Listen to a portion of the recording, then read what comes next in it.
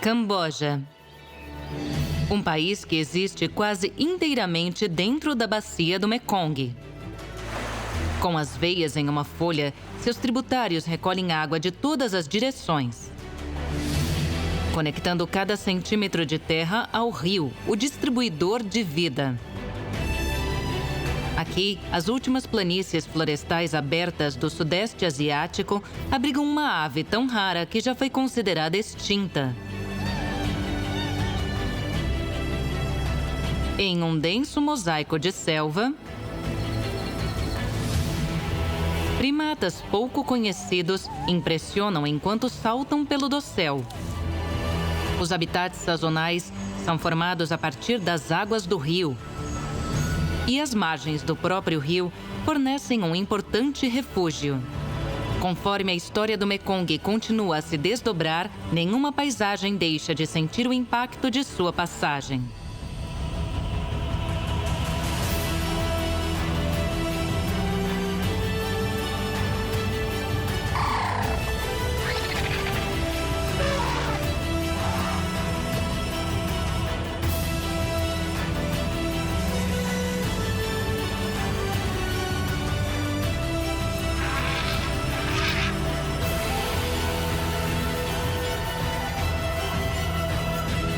Mistérios do Mekong.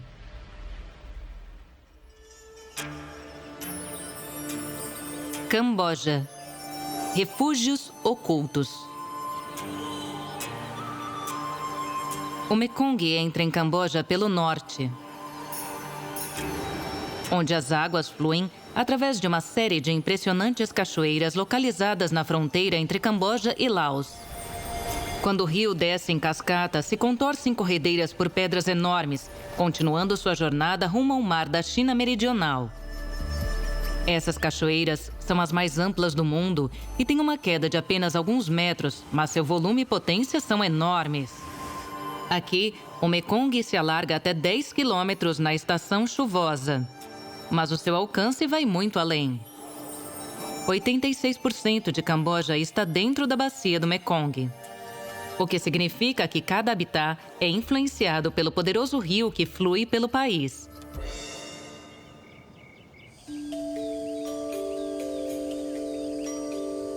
É madrugada em Ratanakiri.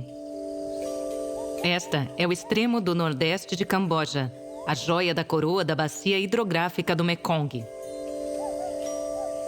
A área ostenta uma das maiores extensões de floresta intacta no sudeste da Ásia, abrangendo mais de 500 quilômetros quadrados. Embora seja a estação seca, a floresta está cheia de folhas. Milhões de árvores sempre verdes atingem alturas vertiginosas de mais de 40 metros.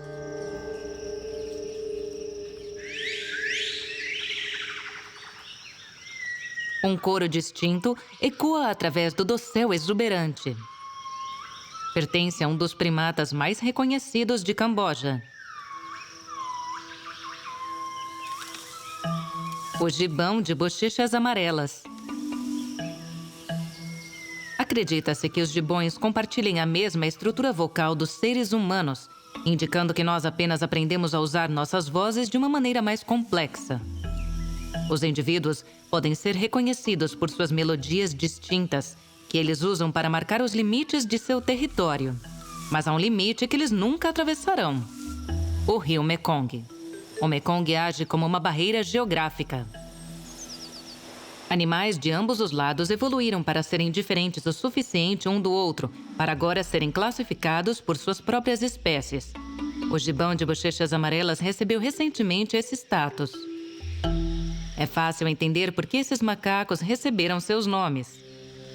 Este jovem macho tem muito o que pensar. Ele recentemente perdeu o pai para a caça ilegal. Gibões vivem em pequenos grupos familiares, mãe, pai e filhos. Como o filho mais velho, com cerca de 6 anos de idade, ele é agora o macho alfa de sua unidade familiar e ainda está se acostumando. Ele se junta à sua mãe viúva, que tem uma coloração muito mais clara. A morte súbita de seu parceiro é uma grande perda. Pares de gibões permanecem juntos por muitos anos e essa fêmea investiu toda a sua energia e atenção em seu parceiro e seus descendentes.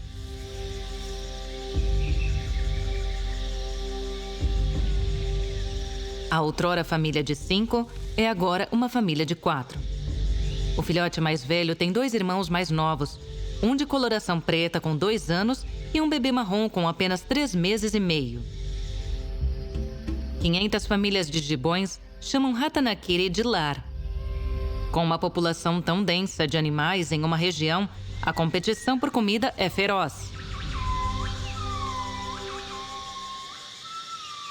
Eles devem defender suas fronteiras de famílias vizinhas. O filhote mais velho terá um trabalho e tanto.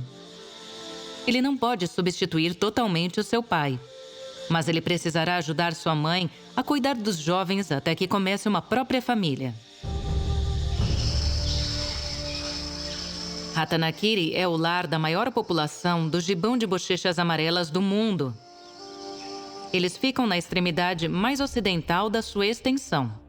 Os tributários daqui fluem para o rio Mekong, enquanto viajam 480 quilômetros para o sul por Camboja, antes de cruzarem em direção ao Vietnã.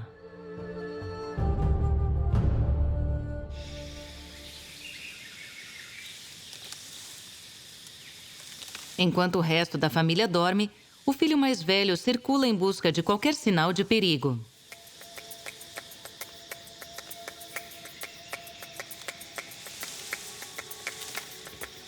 Ele se move através da copa usando a forma de transporte preferida dos gibões, a braquiação, o balanço.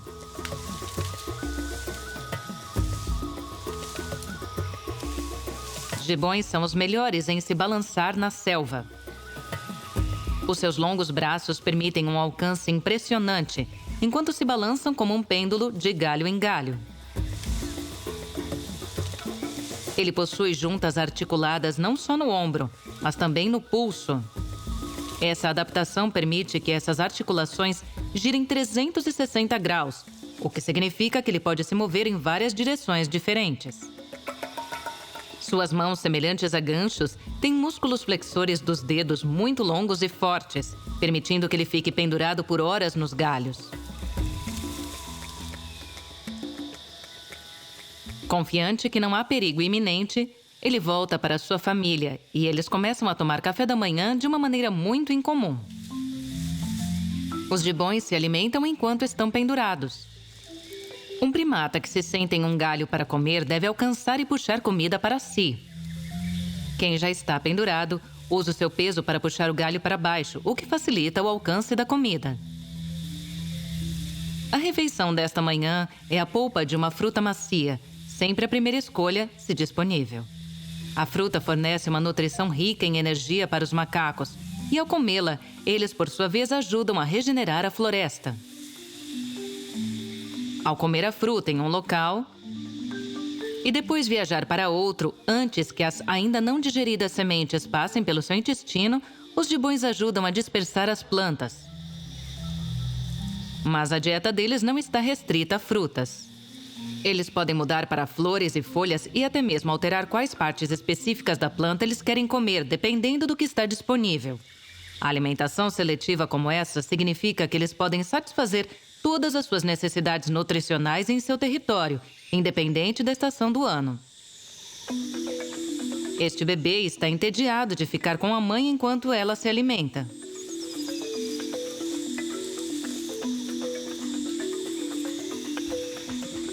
Seu irmão oferece uma diversão oportuna.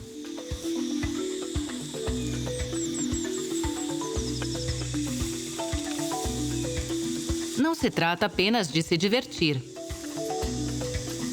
A brincadeira é a porta de entrada para a exploração, criatividade e aprendizagem. Um cérebro que brinca é um cérebro em crescimento. Mas nem todos estão impressionados com a agitação.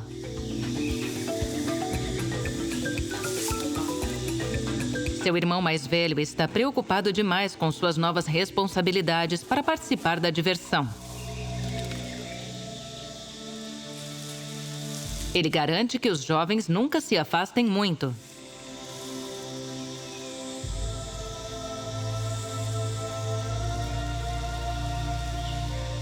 Caçadores ilegais patrulham essas partes. Portanto, a proteção do dossel é essencial para a sobrevivência da família. Por enquanto, o jovem macho e sua família ficarão escondidos na folhagem verde e protetora deste refúgio florestal.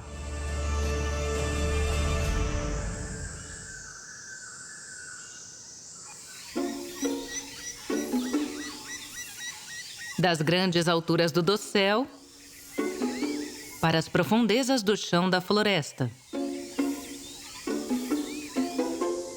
Os intensos e quentes raios de sol são bloqueados à medida que eles irradiam no subbosque, resultando numa temperatura que é convenientemente alguns graus mais baixa. Troncos grossos de árvores, longos ramos sinuosos e profundos leitos de folhas se entrelaçam, criando um habitat que fica oculto à vista. E se esconder é uma habilidade importante se você quiser sobreviver aqui.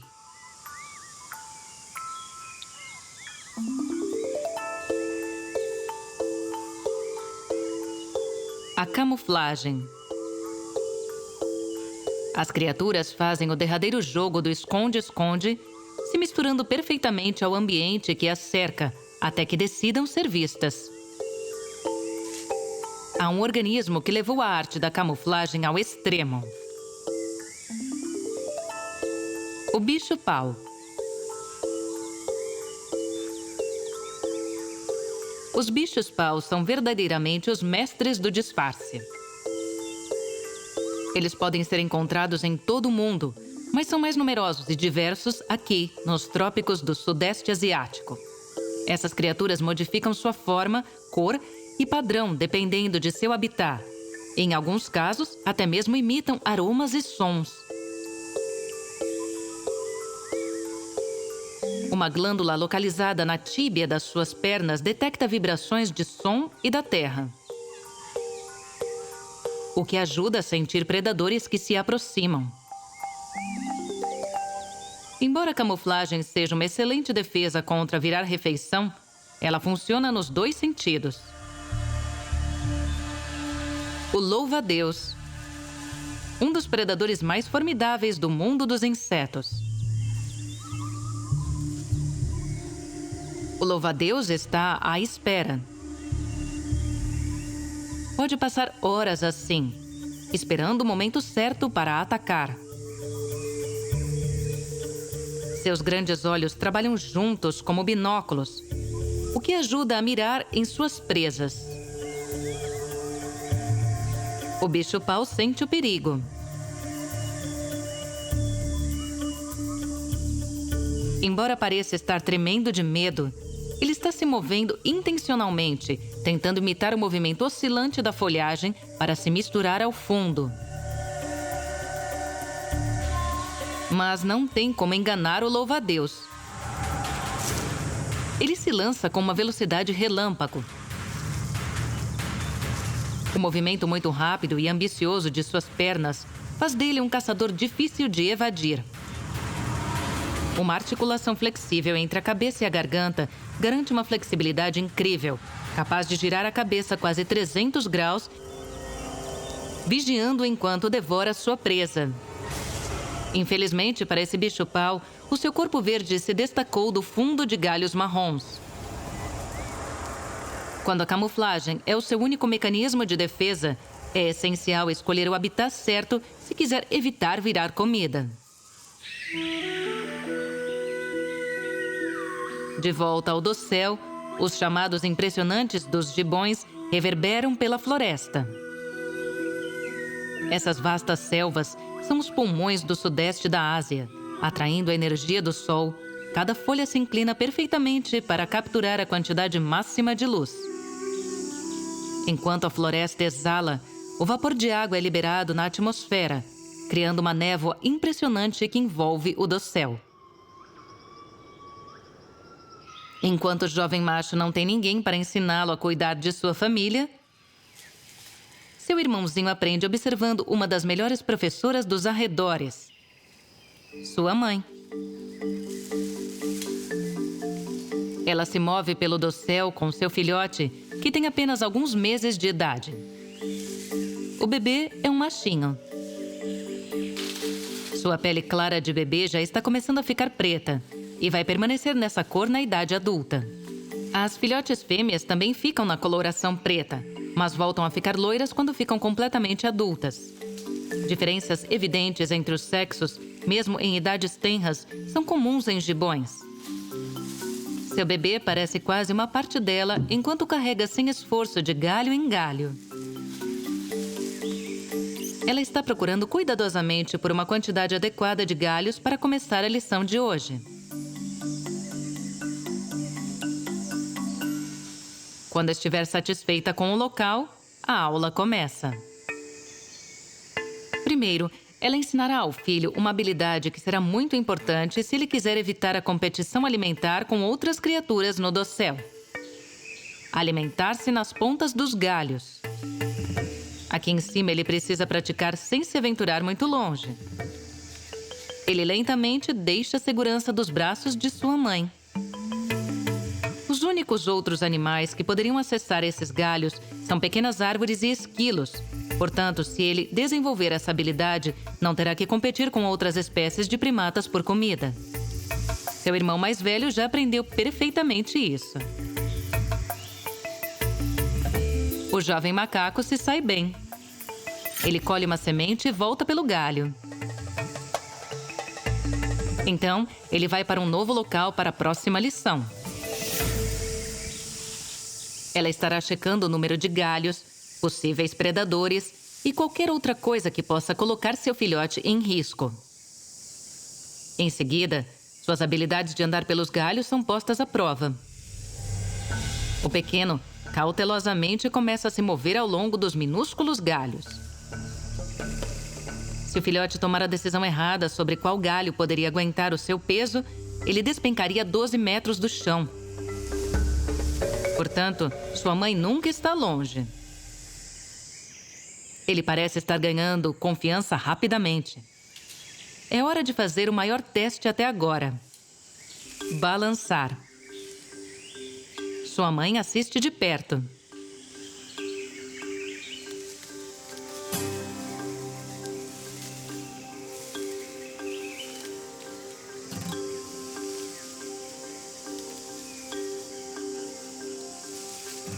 Ele é bom. Esse bebê não precisa de muito incentivo. Serão mais 10 meses antes dele deixar os braços de sua mãe para se tornar totalmente independente. Mas mesmo assim, esse trepa-trepa arbóreo permanecerá como sua casa, já que os gibões raramente descem para o chão.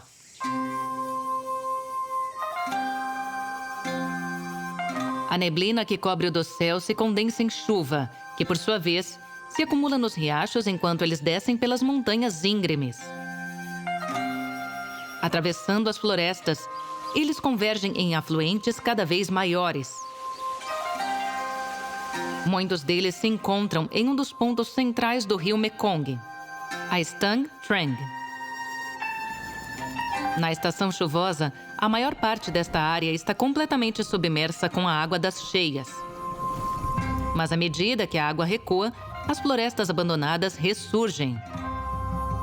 E pequenas ilhotas aparecem. Suas protegidas praias arenosas são importantes locais de nidificação para uma variedade de vida de aves.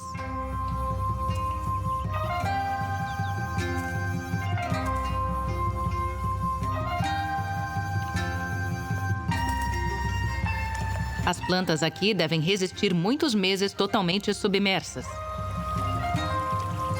seguidos por uma estação seca desprovida de chuva.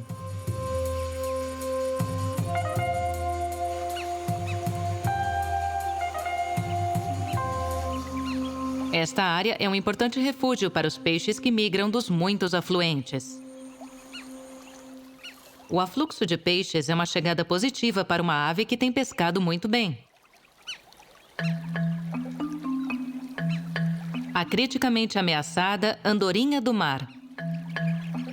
Uma espécie bonita, distinguível por um bico amarelo e uma cabeça preta, juntamente com uma pena de cauda cinzenta. Camboja tem o maior número de andorinhas do mar do Sudeste Asiático, mas ainda assim elas são apenas 100 e seus criadouros são protegidos. Estas aves voaram de rios próximos e lagos de água doce para se reproduzir e ficarão aqui por 3 meses. O Mekong oferece um suprimento abundante da dieta básica da andorinha do mar, o peixe fresco, e é por isso que elas escolhem essas margens como suas casas de veraneio.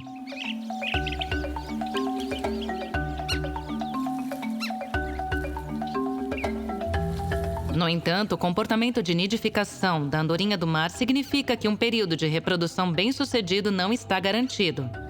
Cada fêmea sempre coloca exatamente 3 ovos. Elas não constroem seus ninhos, mas escavam, criando depressões na areia. Embora isso impeça que seus ovos caiam na água, isso significa que eles estão expostos, deixando os ovos em risco de inundações, predadores ou até mesmo de vizinhos curiosos.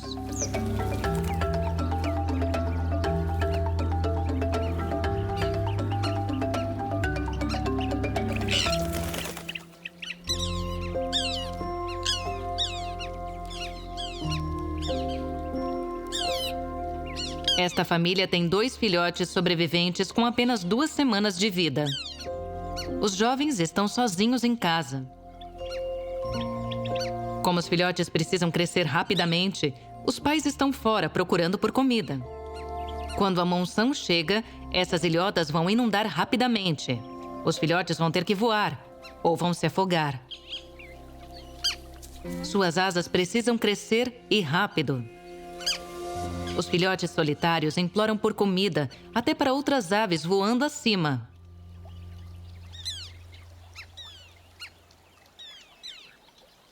Os peixes são abundantes nessas águas rasas. Descendo sem esforço, a andorinha macho faz a sua captura.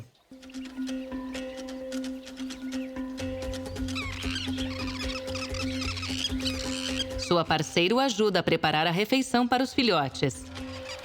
Os pares de andorinhas não são apenas fiéis uns aos outros, mas também às suas áreas de pesca, retornando ao mesmo local exato para se reproduzir a cada ano.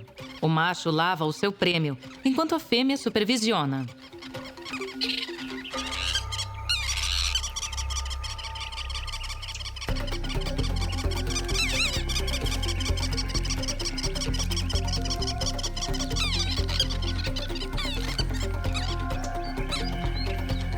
Ela então leva o peixe para os filhotes.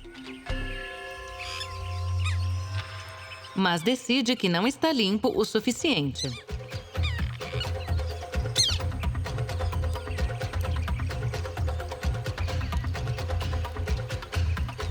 Se você quer um trabalho bem feito, faça você mesmo.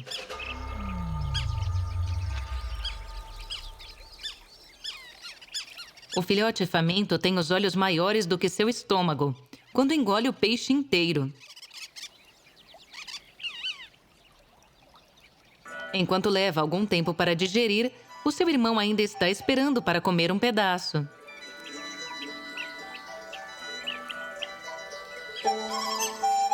Ele deixa o ninho em busca de comida.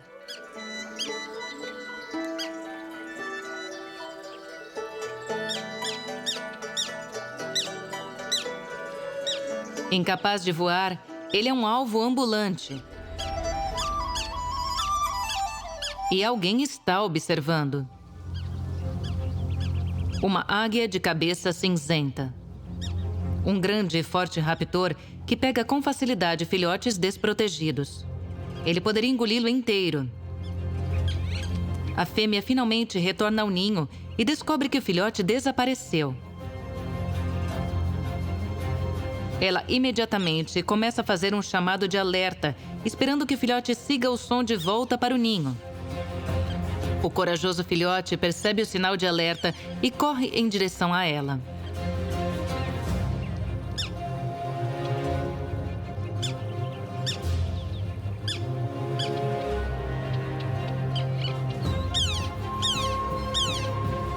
Esta águia pesa 2 quilos, muito mais do que o peso do filhote.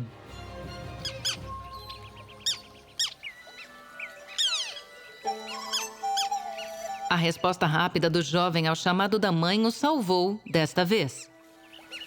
Ao contrário das andorinhas, que devem esperar algumas semanas antes de serem totalmente móveis, os filhotes desta ave nascem em um estado muito avançado.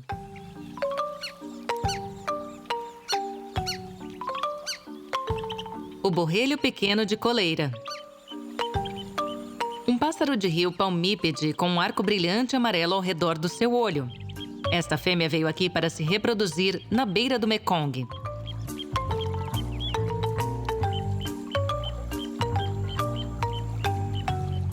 Com apenas alguns dias de idade, o filhote já é uma miniatura da mãe. E está disposto a imitá-la, extinguindo a sua sede. Não demora muito para que o jovem beba também.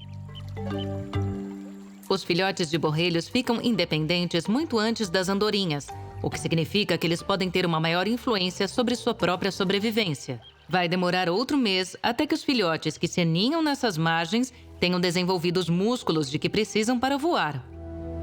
Então, no verão, quando as monções atingirem o pico e as ilhotas começarem a submergir, eles terão desenvolvido asas e fugirão.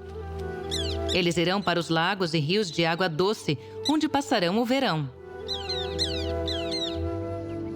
Até lá, devem se arriscar nas expostas margens do Mekong.